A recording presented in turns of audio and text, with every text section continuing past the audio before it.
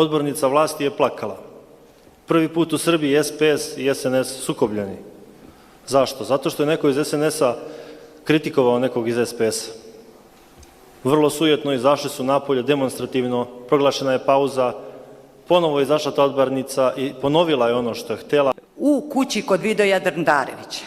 A na kraju je ga dotukao Tihomir Petković, do kraja sredio, sve sa socijalistima i to je prava istina.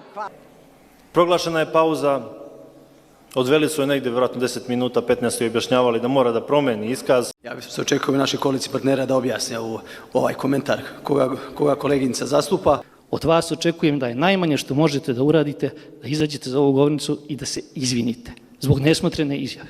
I neću nijednog trenutka se izvinuti nikome iz prostog razloga. Vratila se ovdje, potpuno promenila iskaz, izvinila se i posle toga plakala.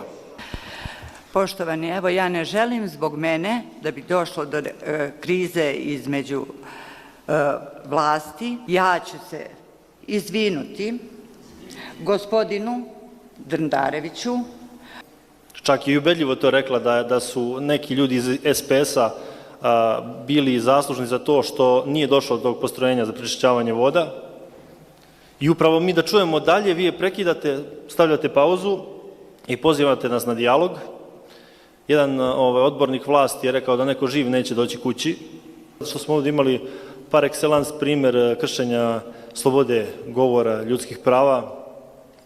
Mi kao opozicija se borimo upravo za te ljude koji se nalaze, koji su ugnjetavani. Mi smo slobodni. Ja mogu recimo da imam 20 ovaca na selu i da živim slobodno. Ne može niko da me oceni. Imaću svoje mišljenje, dolazit ću ovdje. Možete da nas hapsite, da nam radite šta. Evo ja molim predstavnike SNS-a i SPS-a da se više ne svađaju, jer mi hoćemo da vas menimo u komadu sve zajedno. Hvala.